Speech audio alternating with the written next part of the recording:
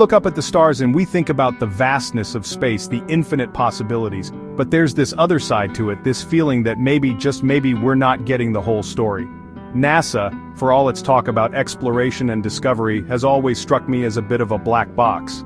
Think about it, the missing Apollo 11 tapes, the astronaut UFO sightings they brush off, the weird stuff on Mars they try to explain away, it all adds up to something fishy going on. So that's what we're gonna do today, folks. We're gonna dive deep into the mysteries surrounding NASA, the unexplained phenomena, the cover-ups, and the whispers of something truly extraordinary happening beyond our atmosphere. Strap in, because this is gonna get weird. Alright, let's kick things off with a big one. The missing Apollo 11 moon landing tapes. The original, highest quality footage of humanity's most iconic achievement, just gone. Vanished. NASA's official explanation, they were accidentally erased, taped over, reused. We're talking about the first time humans walked on the freaking moon and they just misplaced the tapes? Come on, man. Some people say the original footage was altered, that maybe the landing didn't go exactly as planned, or that there was something on the moon they didn't want us to see. Others say the tapes were confiscated by the government, hidden away to prevent panic or social upheaval. And it gets even weirder when you consider the sheer volume of missing data related to NASA missions. It's not just the Apollo 11 tapes. There are countless other instances of missing or corrupted files, lost data, and unexplained anomalies. Now, let's talk about aliens. For decades, NASA has maintained that there's no evidence of extraterrestrial life, that we're alone in this vast universe. But here's the thing. A lot of people who've actually been to space, astronauts who've seen things firsthand, tell a different story. Guys like Buzz Aldrin, Edgar Mitchell, Gordon Cooper, these are decorated astronauts, national heroes, not some fringe lunatics. And they've all spoken openly about witnessing unidentified objects in space, strange lights, craft moving in ways that defy our understanding of physics. Are we really supposed to believe that these guys, who spent their lives dedicated to science and exploration, are just making stuff up? It just seems like there's a disconnect between what NASA wants us to believe and what these astronauts have experienced. Let's shift gears and talk about Mars for a second. The red planet, it's always held this fascination for us, right? The idea that maybe, just maybe, there was once life there, or maybe there still is. And NASA has been sending rovers, probes, all sorts of fancy equipment to study it for decades. But something about the way they handle the whole thing always seemed a little off to me. People have been pointing out inconsistencies and anomalies in the images NASA releases for years. Weird shadows, objects that seem to appear and disappear, structures that look suspiciously artificial. And NASA's explanations? Always technical jargon, shadows playing tricks on the eye, nothing to see here, move along. And then there's the whole issue of methane gas on Mars. Methane can be a byproduct of life, and NASA has detected significant spikes in methane levels on Mars. Alright, now we're getting into some truly wild territory. The idea that NASA is just the tip of the iceberg, a public face for a much larger clandestine space program operating in the shadows. Sound crazy? Maybe. But there are people out there, credible people, who claim to have first-hand knowledge of this secret space program.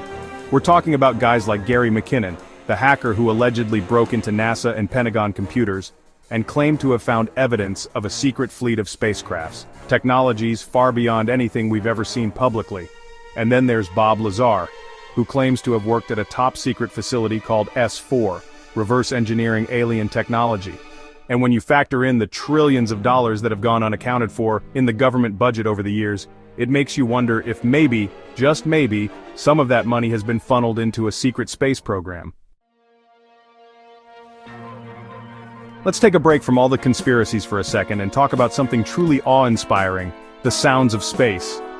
Space isn't just a silent void, it's actually filled with all kinds of weird and wonderful noises.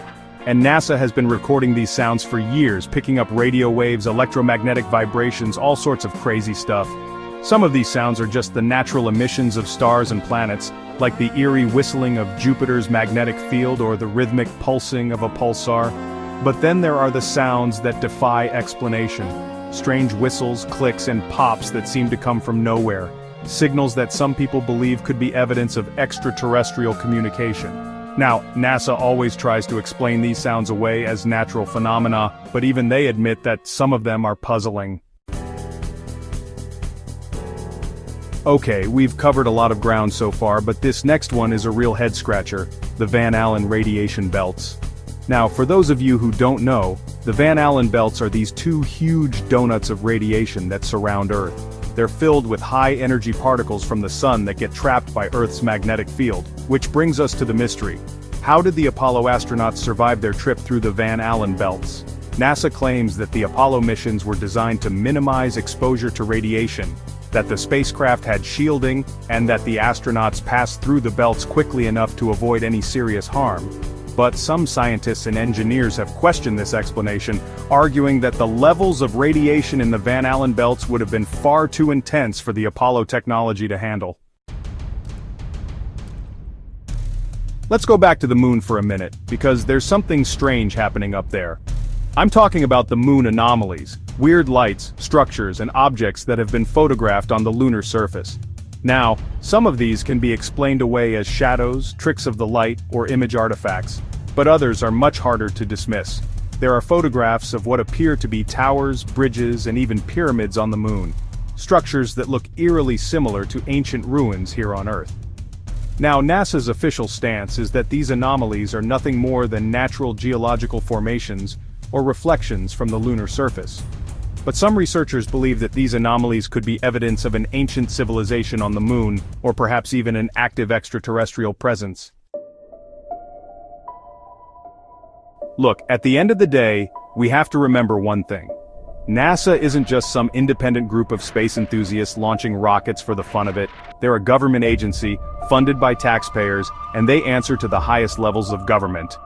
And we all know how much governments love their secrets, so it's not a stretch to think that NASA might be involved in some shady stuff, right?